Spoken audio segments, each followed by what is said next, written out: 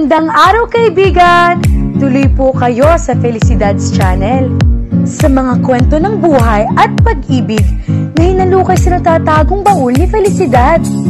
Pero bago po tayo magpatuloy, huwag niyo pong kalilimutan na i-like ang video, i-subscribe ang channel, at i-click ang notification bell para lagi kayong updated sa mga parating pa na upload.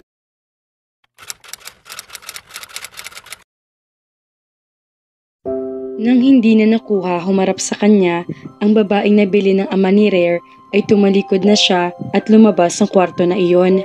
Lock this, mariin na utos niya sa pinagkakatiwalaang tauhan na si Luta.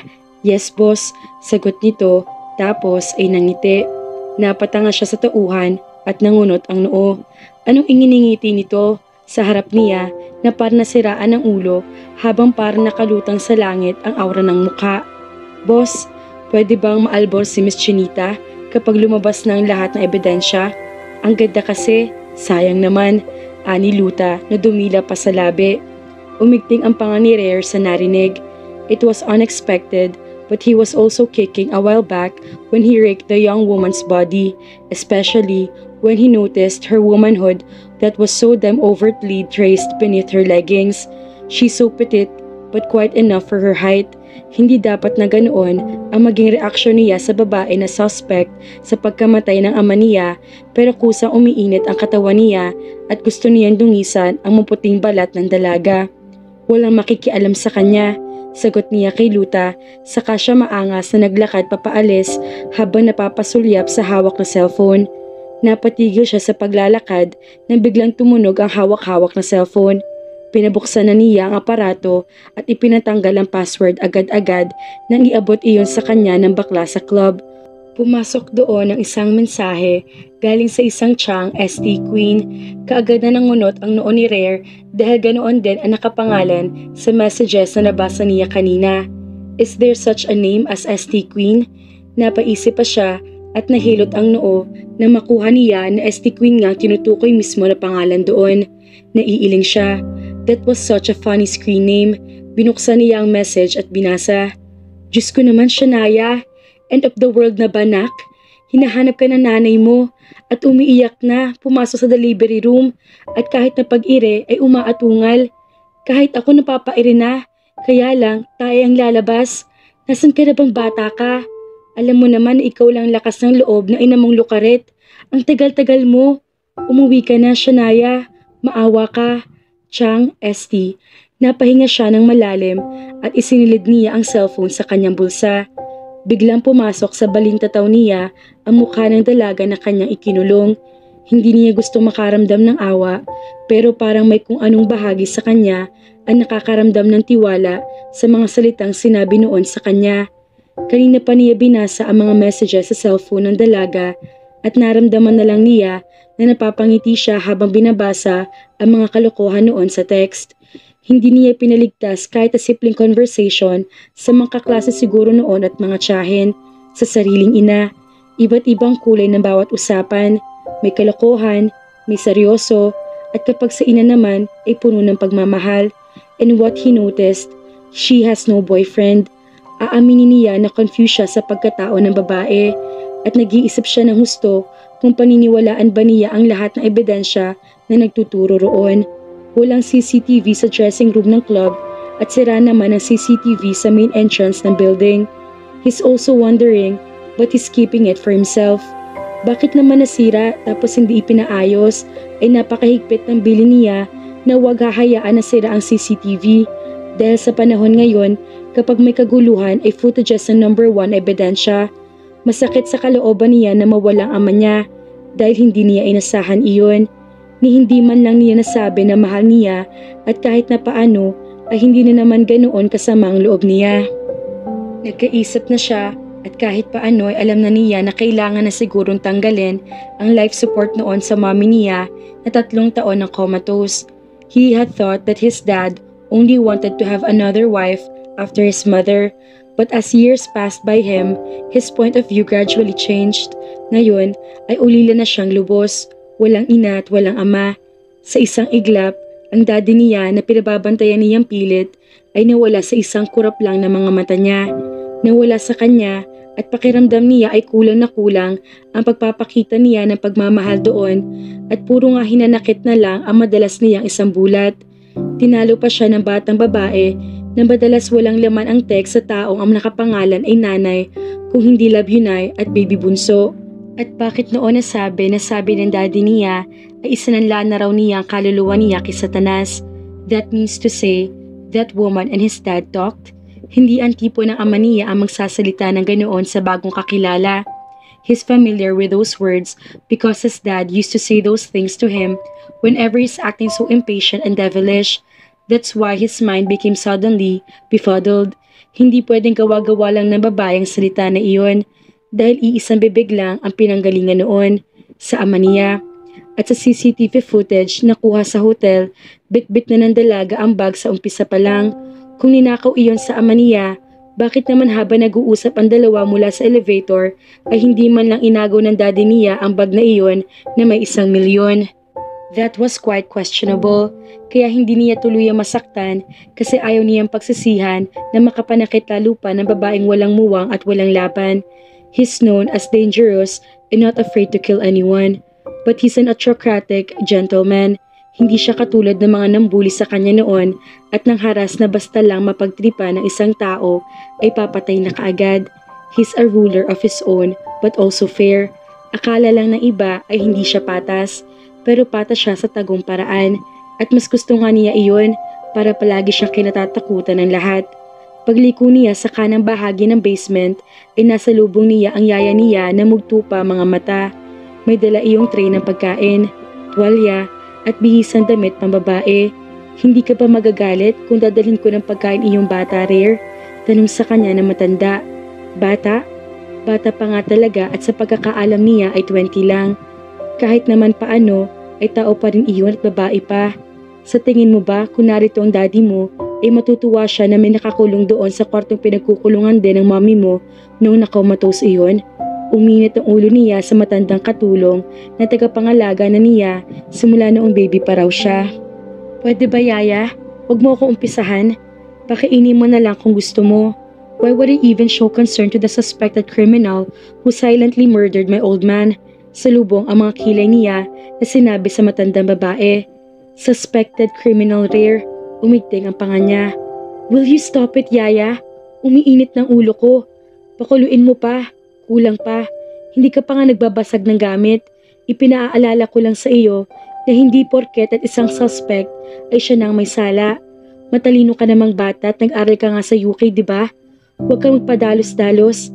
Hindi ka tutuwa ng ama mo sa langit kung magkamali ka ng desisyon at mas malala ay masaktan mo isang batang wala namang kasalanan.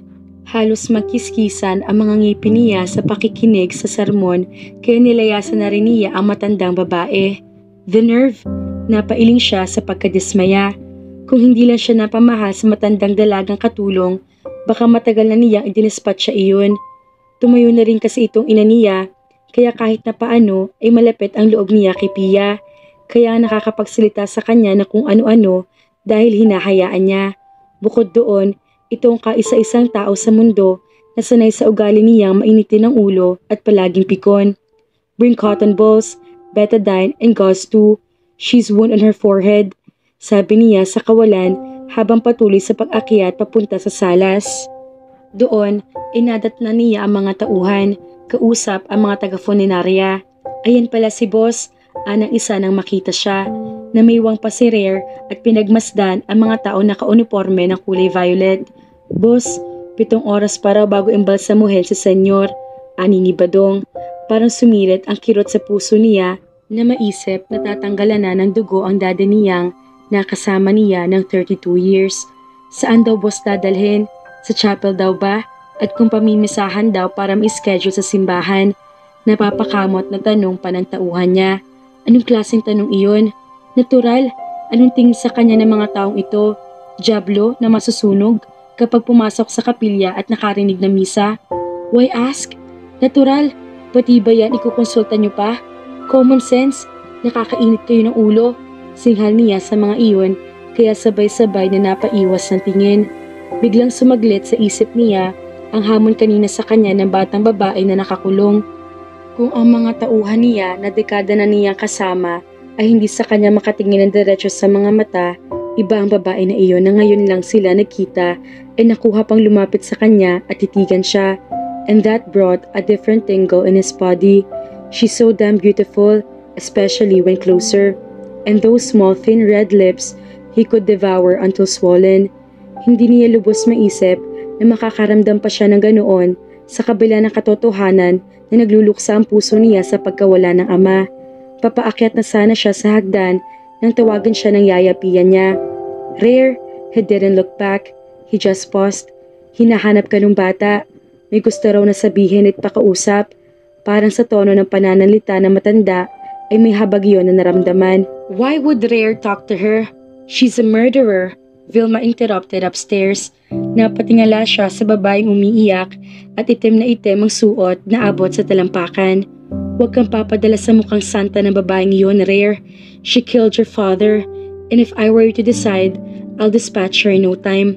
Papatayin ko yun. Pinatay niya ang asawa ko. Rare blew his breath harshly when Vilma ran away from the indoor balcony. Nagsalubong ang mga kilay niya at naramdaman na naman ang pag-vibrate ng cellphone sa bulsa niya. Rare, untag na matanda sa likuran niya pero hindi pa rin siya lumingon. Kinuha niya ang cellphone at pasimpleng binasa ang message. Dalawa na iyon ngayon, from ST Queen and from Luming Wais na Mrs. Luming Wais na Mrs.? Shanay, nanganak na ng nanay mo. May kapatid ka na anak, lalaki, pogi. Sa wakas may kapatid ka na. Umuwi ka na at ang nanay mo dinurugo. 3 bag ng dugo ang inilabas mula sa blood bank. Baka raw madagdagan pa. Hindi sila makakalabas kapag wala na ibayad sa ospital, nak. Nasaan ka na, nak? Okay ka lang ba? Hindi ka na sumasagot. Chang, ST. Binuksan naman niya ang isa pa na galing sa Luming ng Wais na Mrs. Raw. Pamangkin ko maganda. May baby brother ka na, nak. Ang pogi-pogi. Uwi na bilis at na makarga mo. Hindi halata na tuyo ang palaging ulam ninyo ng nanay mo. Matabang kapatid mo. Hindi gaya ng nanay mo mukhang tibihin na parot. Okay ka lang ba, nak? Di ka raw nagre-reply. Chang, Luming. Rare kept his lips as he slid the phone back inside his pocket. He forced himself not to feel anything at all but Mercy's calling his name. Hindi niya gustong maramdaman pero may namuong awa sa loob ng dibdib niya nang mabasa ang isa sa mga messages. Hindi halata na tuyo ang palaging ulam. What does she need? Baliwalang tanong niya sa matanda at bahagyang ipihit ang ulo niya. May ipakakausap lang daw, ipakikiusap. Parang tumaas na naman ang presyon ng dugo niya. Matapos sa patayin ng ama niya, makikiusap. Nasaan ang nipis na mukha ng babaeng iyon para makiusap? Kailanman, ang taong may ginawang kalokohan ay hindi nagkaroon ng lakas ng loob na makiusap. Rare, oh yes, kung kasing kapal ng plyboard ang mukha niya, nagtatalong isip niya. Pero kusang pumihit ang mga paa ng binata pabalik sa basement. Nakita niya ang pagyuko at pagngiti ng yaya niya nang lagpasan niya iyon. Tuloy-tuloy siya sa lumang kwarto nang mapansin niya na ang dilim ng langit na ginugutihan ng kidlat. Is heaven mourning for his loss too? Open the shit, utos niya kay Luta na sumunod naman kaagad at saka binuksan ang pintuan. Pagpasok niya ay nakasiksik pa rin sa sulok ng kwarto ang dalaga pero iba na ang suot na damit at mukha na suklayan na. Walang hiya naman ang yaya niya. Bakit naman pinagsuot ng damit ng mommy niyang namatay ang babae? Naka-night gown na puti, kaya parang lalong mukhang anghel na tuloy tignan. That old nanny could have just asked Vilma for unused clothes. Pero ano pa bang aasahan niya? Ay hindi naman magkasundo ang dalawa at halos hindi nga nagpapansinan. And knowing Vilma too, itatapon lang noon ang mga damit kaysa ipamigay sa iba. What do you want? Ang kapal din ang mukha mo na humiling pa sa akin. Pagkatapos ng ginawa mo, lumabas ka agad ang sama ng loob niya. Tumayo ang dalaga at anak ng pating dahil sumabay din ang tumayong alaga niya na makita kung gaano kaganda ang babaeng palilibing lang niya ng buhay sa oras na makumpirma niya ito nga ang nagturok sa daddy niya ng potassium chloride. Halos walisin ng damit ang carpet sa sobrang haba. Matangkad ang babae pero mas matangkad ang mommy niya noong nabubuhay pa iyon. Magkasing katawan na kahit na may pagkaslim ay nakabandera naman ang malapad na balakang at dibdib na alam niyang bilugan. Kung papatayin mo ako, baka pwede naman ako makiusap, hindi para sa sarili ko, o hindi para sa kapatid kong baby at sa nanay ko. Sila ang dahilan, kaya nandito ako, kaya kahit na ikamatay ko man, makikiusap pa rin ako. Baka naman pwede yung 200,000, may abot nyo sa kanila. Napapahigbing pakiusap nito, pero napatalikod siya. That's stupidity. You're wasting my time. Buhay ang kinuha mo. Tapos ako pa magbibigay ng pera sa pamilya mo. Pwede ko naman silang isama na sa libingan mo. Bumalikwas ang manipis niyang labi nang tapunan niya ng tingin si Shania. Tuloy na naman itong napaiyak. Huwag mo silang sasaktan. Her voice cracked as it echoed around the room. Patayin mo ko kung ilang beses mo gusto. Basta wag lang ang nanay ko at ang kapatid ko. Wag ang pamilya ko. She hysterically cried and ran back to the corner of the room, wrapping her legs with her arms. Umahagulhol ito roon ng iyak at parang wala na itong tapang, hindi katulad kanina. Parang gusto na nitong ilubog ang sariling katawan sa pader. Nanay ko, she sobs. Tumalikod si Rare at siya namang pagpasok ng matandang katulong sa kwarto. Hindi talaga takot sa kanyang matanda, pero alam naman noon kung hanggang saan lang dapat na makialam. Sa ilang mga taon ay kinulong niya doon dahil namumuro na sa kanya at ipinapatorture ay hindi naman nakuhang patakasin na matanda. Talagang maalaga lang iyon at maasikaso. Pinaiyak mo na naman. Pinatahan ko na nga. Naiiling na sabi pa ni Pia sa kanya. Damn, Yaya! Si Dadang pinag-uusapan dito at hindi ang buhay ng babaeng yan. Pwede kong bawian ang buhay ni Dad kapag kinuha ko ang kapatid niyan at ang ina niyan. Duro niya sa dalaga na lalo lumakas ang pag-iyak, pero maya-maya ay tumayo ito at sinugod siya ng mag-asawang sampal na hindi niya napaghandaan na salagin. Hayop ka! Satanas ka talaga! Satanas! Satanas! Demonyo! Shania cried as she kept an ass-face. Stop! Once! Sigaw ni Rare pero hindi sumunod ang dalaga at inalog pa niya. Ang sama ng ugali mo! Kaya kahit nakapatawaran sa ama mo, hindi mo na ibigay. Isang malakas sa suntok ang inabot niya kaya tuluyan tumigas ang panga niya. Naiangat niya ang isang kamay para patahimikin ang isang sampal din. He was then ready to slap the face but contained himself when he saw how innocent face. Puno ng luha ang mga mata at pati na muka. Halos mawala ng mata dahil maliit na nga namumugto pa. Her upper lip is swollen due to crying. Yet still so cute and so pert. Damn! How can he beat such face? Napailag si Shania at natakpan ang sariling muka habang umiiyak sa pag-aakalang masasaktan niya. Kaya namatay siya na malungkot dahil sa pag-aakala mo na pinatay niyang mommy mo at hindi mo siya pinatawad. She weeps. Natilihan siyang lalo pero naroon pa rin ang gigil niya at kaunting-kaunti na lang ay talagang baka makasakit siya ng babae sa unang pagkakataon. Demonyo, murang pa dito sa kanya at buong lakas sa loob na tinapunan siya ng tingin. Pero naitikom lang niya ng mariin ang mga kamao na nakabitin sa ere. Humarap siya sa pader at iyon ang nasuntok niya. Rinig niya ang pagsinghap ng matandang katulong. Rare! Mabilis na lumapit ang matanda. Diyos ko, kumalma ka. Patay ang ama mo at kung ano-ano pa nangyayari dito. Manahimik ka na muna anak at hayaan na ang batas dito. Hinagod noon ang likod niya. His tears fell. It was damn true. Paano na naman nalaman iyon ng babaeng ito? Isang sekreto iyon na sila lang na mag-ama nakakaalam at kahit na si Vilma hindi. He composed himself and stood firmly, bulging his chest out. You better be careful next time, lady. Kapag dumapo pa sa akin na kamay mo na yan, may kalalagyan ka na.